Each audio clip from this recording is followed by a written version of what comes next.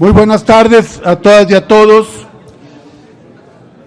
Venimos a señalar que acabamos de presentar dos iniciativas de reforma. La primera, una reforma al artículo 19 de la Constitución Política del país para establecer que el delito de corrupción inmobiliaria sea un delito que amerite prisión preventiva oficiosa. En nuestra opinión es tan grave este delito que amerita el mismo tratamiento de otro tipo de delitos como la extorsión, el robo de hidrocarburos, el fentanilo, el llamado huachicol y delitos contra la vida como el homicidio o delincuencia organizada. También estamos proponiendo reformar el artículo, o más bien adicionar el artículo 224 bis al Código Penal Federal y el artículo 64 quater de la Ley General de Responsabilidades Administrativas para tipificar y sancionar el delito de corrupción inmobiliaria. Esto es muy importante, compañeras y compañeros, porque una de las redes de corrupción más extendidas, más arraigadas y dañinas para nuestra sociedad es la corrupción inmobiliaria. Tiene nombres esta corrupción, tiene rostros y manera de operar. Se trata de la colusión entre servidores públicos y desarrolladores inmobiliarios para alterar, omitir o falsificar trámites, para modificar legalmente usos de suelo, para construir sin permisos, para vender sin servicios ni infraestructura, para burlar la ley y lucrar con el derecho a la vivienda. Y en esta red van desde alcaldes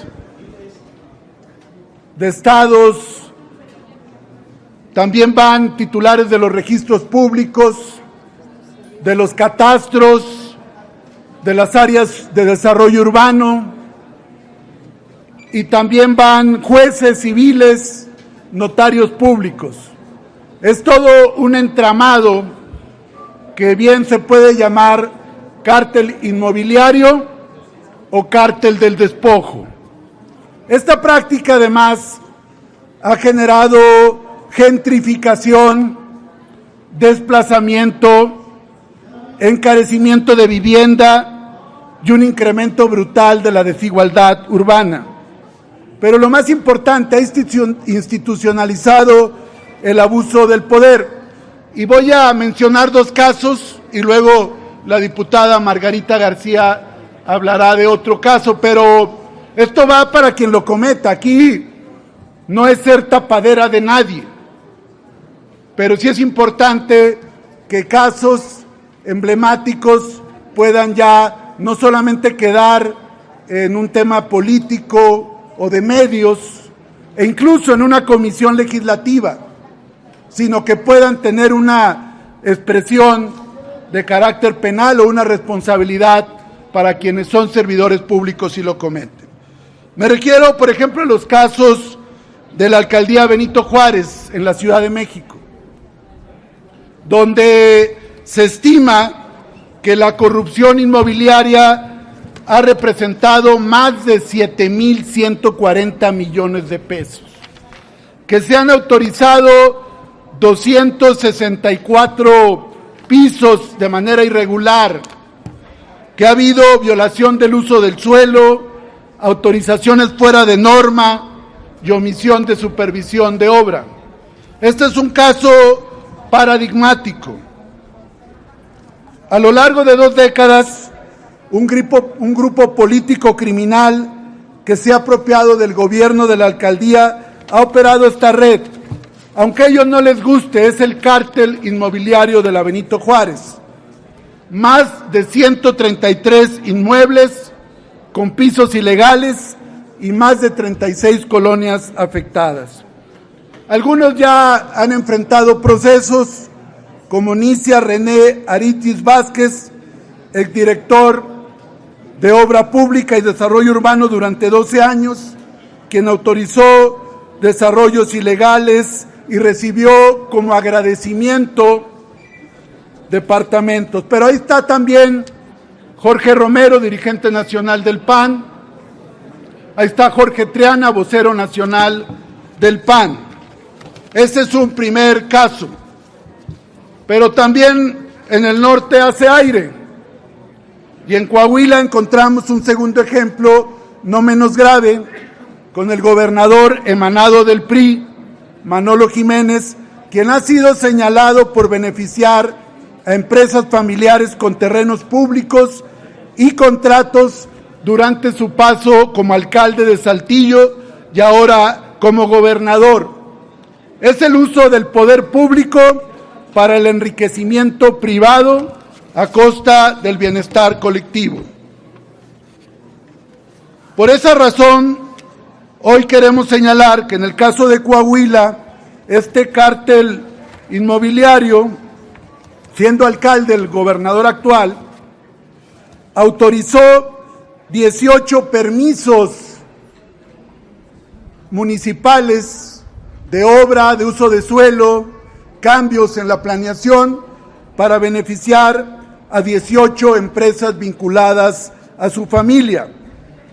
Él es socio y propietario de la empresa GISA, Jiménez Salinas, que lleva sus apellidos, que es constructora beneficiaria de estos 18 permisos, junto con Berkip Constructores Inmobiliarias de su padre, con 6 licencias, Jiménez Bienes Raíces de su tío Jorge Alberto, y esto es cuando fue alcalde. Estamos documentando más casos como gobernador. Y estos cárteles del despojo, cárteles inmobiliarios, se dan en muchos lugares. Por eso nuestra propuesta para que sea delito grave y para que esté en la ley de responsabilidades y en el Código Penal. Proponemos un nuevo tipo penal con condenas de hasta 10 años, donde estas conductas sean sancionadas adicionales a la suspensión del empleo, cargo, comisión, destitución, inhabilitación y sanción económica. Es decir, son responsabilidades penales independientes y van dirigidas a quien manipula el uso de suelo, los permisos, la venta y compra de propiedades públicas con fines de lucro, quien autoriza al registro público registrar propiedades que no tienen la base notarial correspondiente, busca castigar con severidad a quienes han hecho del desarrollo urbano un negocio de élite, para que dejen de burlarse de las leyes, del pueblo y la justicia. Proponemos reformas, pues, al Código Penal Federal, a la Ley de Responsabilidades Administrativas, y que se adicione como delito con prisión preventiva oficiosa a los malos servidores públicos y a sus cómplices que se dediquen a este delito. Voy a pasarle la palabra a la diputada Margarita García para que hable también de un caso que ella le ha tocado vivir como oaxaqueña que es. Muchas gracias. Voy a ser muy breve. Celebro esta iniciativa que se está presentando por el compañero diputado Ricardo Mejía, ya que efectivamente el cártel inmobiliario y el cártel del despojo está ya en diferentes estados, y lo estuve señalando mucho.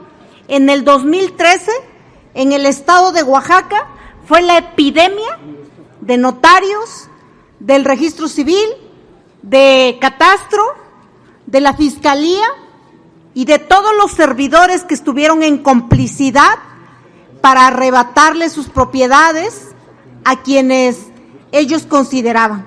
Inclusive hubo abogados muertos, notarios muertos, para que no dieran a conocer todo el despojo que estaban haciendo.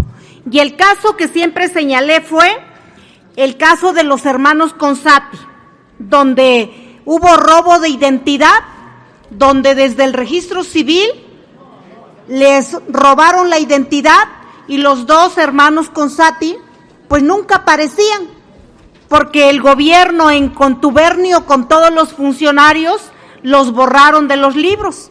Y después, cuando se dio a conocer desde la Cámara, señalamos este robo de identidad, después dijeron: discúlpeme, señor, nos equivocamos.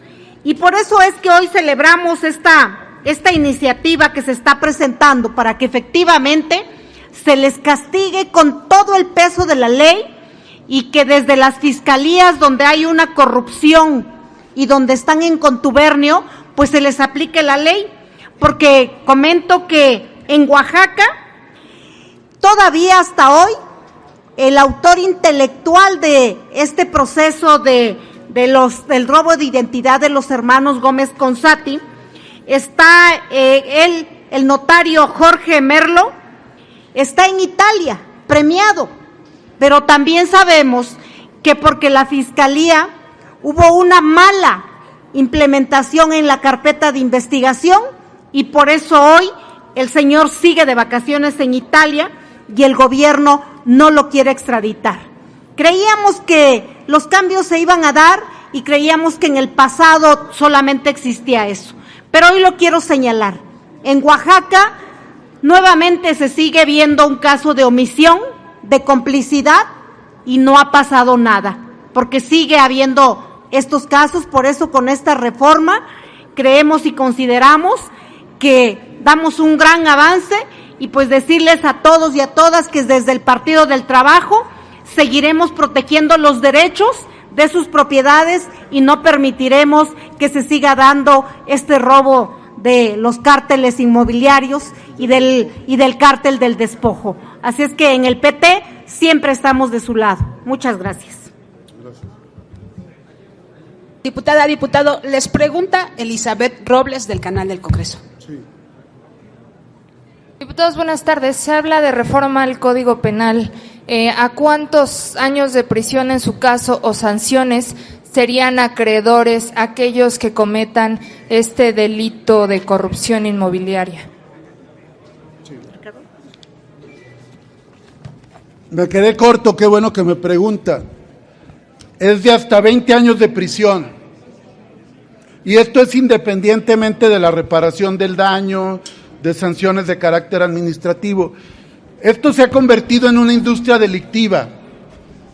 Entonces queremos ir a fondo, y además que no tengan libertad provisional o bajo caución, o como se pueda denominar, sino que el proceso lo enfrenten detenidos en prisión, porque le hacen un terrible daño a la sociedad, a la propiedad, a la certeza jurídica, y lucran también con la necesidad de la gente. Hay predios que se apoderan, los bardean, meten a la policía para que no lleguen los legítimos posesionarios o propietarios, y se los agencian con complicidad de las autoridades del registro civil o incluso con jueces civiles. ¿Podría ser en su caso retroactivo este tipo penal? No se puede por el artículo 14, que no hay retroactividad, pero hay hechos que van corriendo, hay delitos que van corriendo. Esta gente está acostumbrada a salirse con la suya y sigue cometiendo ilícitos. Entonces, de haber esta reforma al Código Penal, a la ley de responsabilidades, pues ya no van a poder salirse tan fácil de la suya, y más si queda como un delito de prisión preventiva oficiosa. Aplicaría hacia el frente, pero por ejemplo, en el caso de los delitos que ya se han acreditado, por ejemplo, hacia 2018, hacia 2020, ya no aplicaría este Ellos delito. Están siguiendo procesos. Claro que ahí hay otro tipo de delitos, tipo fraude, uso indebido de atribuciones y otro tipo de delitos. Lo que nosotros queremos es que haya un tipo penal específico a la corrupción inmobiliaria, porque no queremos que quede ninguna rendija para la cual abogados leguleyos, ministerios públicos o jueces corruptos, como lo dijo Margarita, pues se vayan por la tangente, ¿no? Hay que tener, el derecho tiene cada vez que tener mayor precisión. Gracias, diputado. Pues no tendríamos más preguntas registradas. Bueno, nada más quiero, por último, denunciar un caso de Coahuila de la Policía Estatal, porque siempre se habla del modelo Coahuila como la panacea, y la verdad es que el Estado es número 1 en cristal, se ha convertido en la capital del huachicol, y también hemos detectado abuso policial como epidemia en colonias y ejidos con la Policía Estatal, y por otro lado robo de trenes. Y en el caso del robo de trenes, quiero comentar un suceso que aconteció el pasado 12 de julio a las 23 horas, donde personal de la empresa de seguridad privada, Grupo Multisistemas de Seguridad Industrial, custodiaba en los trenes que iban a Torreón una mercancía. Hubo un robo. Ellos logran recuperar alguna parte y piden el auxilio de la Policía Estatal de Coahuila. ¿Y qué creen que pasó? ¿A quién detuvo la policía? A los denunciantes.